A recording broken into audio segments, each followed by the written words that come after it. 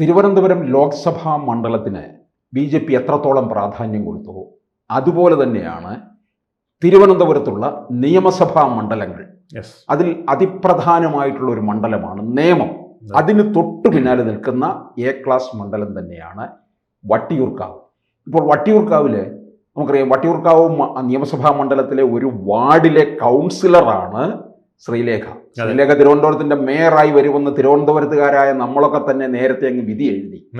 പക്ഷേ പാർട്ടി തലത്തിലുള്ള തീരുമാനമനുസരിച്ച് രാജേഷിലേക്ക് മാറുകയും ചെയ്തു. അപ്പോൾ ശ്രീലേഖ മേയറായി വരാത്ത സ്ഥിതിക്ക് വട്ടിയൂർക്കാവ് നിയമസഭാ മണ്ഡലത്തിൽ മത്സരിക്കും എന്നൊരു പിന്നാമ്പുറ വർത്തമാനമുണ്ട്. എന്നാൽ കൃഷ്ണകുമാർ നടൻ മണ്ഡലത്തിൽ 2 വർഷത്തിലധികമായി സജീവമായിട്ട് നിൽക്കുകയാണ്. തൃശ്ശൂരിൽ സുരേഷ് ഗോപി എങ്ങനെ പ്രവർത്തിച്ചോ അതുപോലെ കൃഷ്ണകുമാർ വട്ടിയൂർക്കാവ് നിൽക്കുന്നു. ആർക്കായിരിക്കും പാർട്ടി നിയോഗിക്കാനുള്ള സാധ്യത? വിജയസാധ്യതയോ ആർക്കായിരിക്കും? ഇതിൽ തിരുവനന്തപുരത്തെ 3 മണ്ഡലങ്ങൾ, നേമം, വട്ടിയൂർക്കാവ്, കഴക്കൂട്ടം, ഈ 3 മണ്ഡലങ്ങൾ ഏതാണ്ട് താമര വിരിയുന്ന അവസ്ഥയിലാണ് നിൽക്കുന്നത്. അതിൽ നേമം കഴിഞ്ഞാൽ അതുപോലെ സാധ്യതയുള്ളൊരു സ്ഥലമാണ് വട്ടിയൂർക്കാവ്. 40,000-ത്തിലധികം വോട്ടുകൾ ബി.ജെ.പിക്ക് അവിടെ ഈ തെരഞ്ഞെടുപ്പിൽ നേടാൻ കഴിഞ്ഞിട്ടുണ്ട്.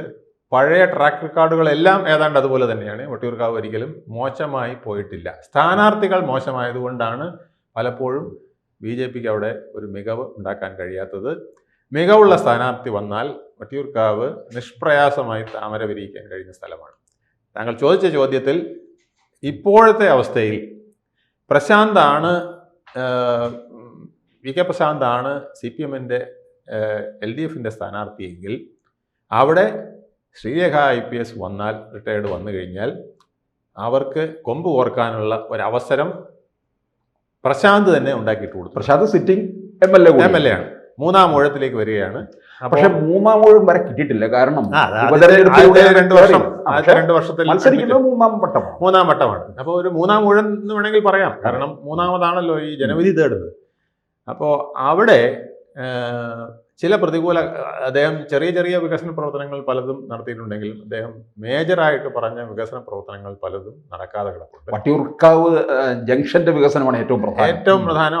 അതുപോലെ തന്നെ ശാസ്ത്രമംഗലം മുതൽ മരുതൻകുഴി, വട്ടിയൂർക്കാവ്, നെട്ടയത്തിനടുത്തുകൂടെ പേരൂർക്കട വരെ എത്തുന്ന റോഡിന്റെ വികസനം, അതുപോലെ തന്നെ പേരൂർക്കടത്തെ ഫ്ലൈ ഓവർ അല്ലെങ്കിൽ അണ്ടർപാസ്, ഇതൊക്കെ പ്രശാന്തിൻ്റെ വളരെ പ്രധാനപ്പെട്ട പ്രോമിസുകൾ ചിലതാണ്. അതൊന്നും നടപ്പിലാക്കിയില്ല. ഇപ്പോൾ കുറച്ച് സ്ഥലമെടുപ്പ് മാത്രമേ നടന്നുള്ളൂ. അവിടെ ഇവിടെയൊക്കെ ചെത്തിപ്പറിച്ച് വെച്ചിരിക്കുന്ന പോലെ നിൽക്കുന്നു എന്നുള്ള പരാതി വളരെയധികം അവിടെ നിലനിൽക്കുകയാണ്. പ്രശാന്തിന് ഇത് അറിയാമെന്ന് എനിക്ക് തോന്നുന്നു. ഇല്ലെങ്കിൽ പ്രശാന്തിനെ ആരോ തെറ്റിദ്ധരിപ്പിച്ചിട്ടുണ്ട്. അദ്ദേഹം എല്ലാ വികസനവും നടത്തി വിജയിച്ച് നിൽക്കുന്ന ആളായിട്ട് നിൽക്കുകയാണ് എന്നുള്ളത് അദ്ദേഹത്തിന് തെറ്റിദ്ധരിപ്പിച്ചിരിക്കുകയാണ് എന്നുള്ളതാണ് എനിക്ക് തോന്നുന്നത്. പ്രശാന്തിൻ്റെ ഇപ്പോഴത്തെ അവസ്ഥയിൽ പ്രശാന്തിന് ഇത്തരം വെല്ലുവിളികൾ അവിടെ പ്രധാന പ്രശ്നമായി നേരിടേണ്ടി വരും. അപ്പോൾ കൃഷ്ണകുമാറിന് വേറൊരു കാര്യം, അവിടെ ഒരു പ്രത്യേക ഫേസ് ആണുള്ളത്. കൃഷ്ണകുമാറിൻ്റെ ഏറ്റവും വലിയ ഗുണം ഏതാണ്ട് ആദ്യഘട്ടത്തിൽ തൃശ്ശൂർ സുരേഷ് ഗോപിക്ക് കിട്ടിയതുപോലെയുള്ളൊരു സ്റ്റാർ വാല്യൂ അവിടെ ഉണ്ട്. ഈ വട്ടിയൂർക്കാവ് എന്ന് പറയുന്ന മണ്ഡലത്തിൽ ക്രിസ്ത്യൻ വോട്ടുകൾ വളരെ നിർണായകമാണ്. ആ ക്രിസ്ത്യൻ വോട്ടുകൾ ഒരുപക്ഷെ അതിൽ പ്രത്യേകിച്ച് സ്ത്രീകളുടെ വോട്ടുകളൊക്കെ വളരെയധികം കിട്ടാൻ കൃഷ്ണകുമാറിന് സാധ്യത കൂടുതലാണ്. കൃഷ്ണകുമാർ ഒരു സൗമ്യനാണ്, സ്നേഹത്തോടുകൂടി എല്ലാവരോടും പെരുമാറുന്നയാളാണ്. പിന്നെ ഒരു നടൻ്റെ ഒരു സ്റ്റാർ വാല്യൂവും അദ്ദേഹത്തിനുണ്ട്. അത് ഒരുപക്ഷെ തൃശ്ശൂർ സുരേഷ് ഗോപി ഒരു അട്ടിമറി നടത്തിയതുപോലെ വൻ ഭൂരിപക്ഷത്തിൽ ജയിക്കാനുള്ളൊരു സാധ്യത കൃഷ്ണകുമാറിന് ഇവിടെ നൽകിയെന്ന് വരാം. അപ്പോൾ പ്രശാന്ത് അല്ല അവിടെ മത്സരിക്കുന്നതെങ്കിൽ, അല്ലെങ്കിൽ പ്രശാന്ത് ആണെങ്കിൽ പോലും കൃഷ്ണകുമാർ മത്സരിച്ചാൽ ഒരു ടൈറ്റ് ഫൈറ്റിനുള്ള സാധ്യത നല്ലപോലെ നിൽക്കുകയാണ്. അവിടെ വിജയസാധ്യത വളരെ കൂടുതലാണ്. പക്ഷേ ഈ നായർ വോട്ടുകൾ മുഴുവൻ കൃഷ്ണകുമാറിന് സമാഹരിക്കാൻ കഴിയും. നല്ല രീതിയിലോട്ട് സമാഹരിക്കാൻ, കാരണം നായർ വോട്ടുകൾ ധാരാളം ഉള്ള മണ്ഡലമാണ്. അത് മാത്രമല്ല ഒരു ഹിന്ദു വോട്ട് എന്നുള്ള രീതിയിൽ തന്നെ അവിടെ ഒരുപക്ഷെ പ്രശാന്തിന് പലപ്പോഴും കിട്ടുന്ന അവിടെ ഈഴ വോട്ടുകളും അതുപോലെ നിർണായകമാണ്. കഴിഞ്ഞ തവണ പറ്റിയ പ്രശാന്തിനെ ആദ്യത്തെ മത്സരത്തിൽ പറ്റിയ കുഴപ്പമാണ്. പ്രശാന്തിന് എതിരെ സ്ഥാനാർത്ഥി വന്നപ്പോൾ നായരുടെ വോട്ടെന്നും പറഞ്ഞുകൊണ്ട് സുകുമാരൻ നായരുടെ ഒരു നിർദ്ദേശപ്രകാരം എന്ന് പറഞ്ഞ് ചിലർ വീടുകളിൽ കയറി നായർ വോട്ടുകൾ എന്ന് പറഞ്ഞ് വന്നപ്പം ഈഴവർക്ക് അത് വളരെ പ്രകോപനമായിട്ട് തോന്നുകയും അവരെല്ലാം എൻ ബ്ലോക്കായിട്ട് പ്രശാന്തിന് വോട്ട് ചെയ്യുകയും അങ്ങനെയാണ് ആദ്യത്തെ തവണ പ്രശാന്തിന് വലിയ ഭൂരിപക്ഷം കിട്ടാൻ കഴിയും. പിന്നെ രണ്ടാമത്തെ തവണ പ്രശാന്ത് സർവ്വസമ്മതനായി അവിടെ വികസന നായകനായിട്ടൊക്കെ വന്ന് വട്ടിയൂർക്കാവിൻ്റെ വികസനം ഞാൻ ഏറ്റെടുത്തു എന്നൊക്കെ പറഞ്ഞ് വന്ന് നിന്നു. പക്ഷേ ഇപ്പം ഇത്രയും നാളായിട്ടും അദ്ദേഹത്തിന് അത് ചെയ്യാൻ കഴിയാത്തതിൽ വലിയ അതൃപ്തി പലർക്കുമുണ്ട്. പിന്നെ അവിടെ സമരം നടത്തിയിരുന്നവരുടെ പന്തൽ പൊളിച്ചു മാറ്റുന്നതിനും അവിടുത്തെ സമരനായകനായിരുന്ന റെസിഡൻസ് അസോസിയേഷനുകളുടെ ആളായ സുഗതനെ പിന്നെ LDFകാരും മാർക്സിസ്റ്റുകാരും ഒക്കെ ചേർന്ന് അടി കൊടുക്കുന്നതിനൊക്കെയുള്ള പോലീസിൽ കയറ്റി അടി കൊടുക്കുന്നതിനൊക്കെയുള്ള സന്ദർഭം ഉണ്ടായത് വലിയ പ്രശ്നം ഉണ്ടായി. അതുകൊണ്ട് വാഴോട്ടുകുണത്ത് ഇത്തവണ BJP ഈ സുഗതനെ സ്ഥാനാർത്ഥിയാക്കി നിർത്തി അയാൾ നല്ല ഭൂരിപക്ഷത്തോടു കൂടി അവിടെ ജയിക്കുകയും ചെയ്തു. അവിടെ വളരെ അസന്നിഗ്ധാവസ്ഥയിൽ നിന്ന ഒരു മണ്ഡലമായിരുന്നു വാഴോട്ടുകുണം. അറിയാമല്ലോ നമുക്ക് CPMൻ്റെ റിബലും ഒക്കെ കൂടെ വന്ന് വളരെ ഇതായിട്ട് CPM വളരെയധികം ഫോക്കസ് ചെയ്തതാണ് അവരുടെ സ്ഥാനാർത്ഥിയെ ജയിപ്പിക്കാനായിട്ട്. പക്ഷേ സുഗതനാണ് അവിടെ ജയിച്ച് BJP സ്ഥാനാർത്ഥിയായിട്ട് മുന്നോട്ട് വന്നത്. ഈ K. മുരളീധരൻ അവിടെ ആദ്യം മത്സരിക്കുമ്പോൾ അവിടുത്തെ റെസിഡൻസ് അസോസിയേഷനുകളുമായിട്ടൊക്കെ വലിയ ബന്ധമുണ്ടാക്കി. അതേ രീതിയിൽ തന്നെയാണ് ഇപ്പോൾ കൃഷ്ണകുമാറും മുമ്പോട്ട് പോയിക്കൊണ്ടിരിക്കുന്നത്. ഒപ്പം കുടുംബ സംഗമവും ഒക്കെ നടത്തി, വളരെ വളരെ ഭംഗിയായിട്ട് നടത്തി. അടിത്തട്ടിൽ വളരെ പേരും പിന്നെ നല്ല സൗമ്യൻ എന്നുള്ള ഒരു സമ്മതിയും ജനങ്ങളുടെ എല്ലാ കണ്ണിലുണ്ണിയായിട്ട് നിൽക്കുകയാണ് കൃഷ്ണകുമാർ. കൃഷ്ണകുമാറിന് തീർച്ചയായിട്ടും നല്ല സാധ്യതയുള്ള ഒരാളാണ്. പിന്നെ ശ്രീരേഖ എന്ന് പറയുന്ന പിന്നെ കൗൺസിലറെ ഇപ്പം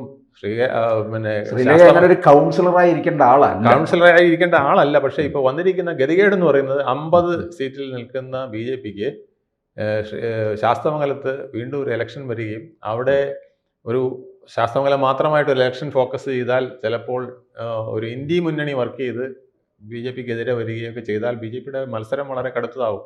അത്രയ്ക്ക് പ്രോമിനൻ്റ് ആയിട്ടുള്ള ഒരു സ്ഥാനാർത്ഥിയെ ഇറക്കാൻ കഴിഞ്ഞില്ലെങ്കിൽ ശാസ്തമംഗലം അങ്ങനെ ഒരു BJP സീറ്റൊന്നുമല്ല. അവിടെ കോൺഗ്രസിനും സാധ്യതയുണ്ട്, LDFനും സാധ്യതയുണ്ട്. അതൊക്കെ പലവട്ടം നമ്മൾ കണ്ടിട്ടുള്ളതാണ്. LDF BJPയും മാറി മാറിയാണ് അവിടെ പലപ്പോഴും ഈ കഴിഞ്ഞ തവണ എൻ്റെ അടുത്ത തവണയൊക്കെ ജയിച്ചിട്ടുള്ളത്. അപ്പം അതെല്ലാം വെച്ചിട്ട് ശാസ്തമംഗലത്ത് ഇപ്പോൾ ഒരു ഇലക്ഷൻ നടക്കാതിരിക്കുന്നതായിരിക്കും ഒരുപക്ഷെ BJPക്ക് ഗുണകരം. പിന്നെ ശ്രീലേഖ എന്ന റിട്ടയർഡ് IPSന് എന്തെങ്കിലും ഒരു സ്ഥാനം കൊടുക്കണം എന്നുള്ളത് എനിക്ക് തോന്നുന്നത് BJPയുടെ ഒരു താല്പര്യത്തിൻ്റെ പ്രധാന ഘടകമാണ്.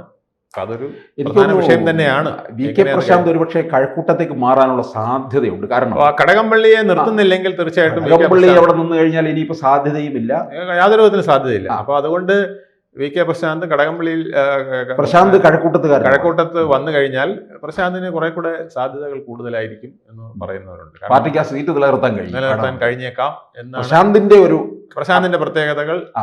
പ്രശാന്തിന് താഴെത്തട്ടിലുള്ള ചില ബന്ധങ്ങൾ, പിന്നെ SNDPയുടെ ഒക്കെ വളരെ നിർണായകമായ സ്വാധീനമുള്ള ഒരുപാട് സ്ഥലങ്ങളുണ്ട്. അതൊക്കെ പ്രശാന്തിനും ഗുണമായി വന്നേക്കാം. അവിടെ മത്സരിക്കാൻ പോകുന്നത് V. മുരളീധരനാണ്. V. മുരളീധരൻ എന്ന് പറയുന്നത് ഇതുപോലെ തന്നെ താഴെത്തട്ടിൽ വളരെ ബന്ധങ്ങളും SNDP യോഗങ്ങളും അവരൊക്കെ ആയിട്ട് നല്ല ബന്ധമൊക്കെയുള്ള ആളാണ്. അപ്പോൾ ഒരു പൊരിഞ്ഞ മത്സരത്തിനുള്ള വേദിയാണ് കഴക്കൂട്ടത്ത്. പ്രശാന്ത് വന്നാൽ ഒരുങ്ങുക എന്നുള്ളത് സത്യമാണ്. അത് ഇത്തവണത്തെ മത്സരങ്ങളെല്ലാം പിന്നെ നമ്മൾ തദ്ദേശ സ്വയംഭരണത്തിൽ കണ്ടല്ലോ, അതുപോലും വളരെ തകർപ്പൻ മത്സരങ്ങളായിരുന്നു. പലയിടത്തും ത്രികോണം ആയിരുന്നു. ഇനി കേരളത്തിലും ഇത് ആവർത്തിക്കാൻ പല മണ്ഡലങ്ങളിലും, പ്രത്യേകിച്ച് ഒരു 10-50 മണ്ഡലങ്ങളിൽ ഏതാണ്ട് ഒരു ത്രികോണ ശൈലിയിലുള്ള മത്സരം വരാം. തിരുവനന്തപുരത്ത് നടക്കുന്നത് എല്ലാം പൊടിപൂരം നിയമം പോലെ അതിപ്രധാനമാണ് BJPക്ക് വട്ടിയൂർക്കാവും. യാതൊരു സംശയമില്ല. വട്ടിയൂർക്കാവും കഴക്കൂട്ടവും ഇത് മൂന്നും താമര വിരിയിക്കണം എന്നുള്ളത് അവരുടെ ഒരു അജണ്ടയിലുള്ള കാര്യമാണ്. വളരെ പ്രധാനമാണ്. കൂടുതൽ വാർത്തകളും വിശേഷങ്ങളും നിങ്ങളിലേക്ക് എത്താൻ ABC മലയാളം സബ്സ്ക്രൈബ് ചെയ്യുക, ബെൽ ബട്ടണും അമർത്തുക.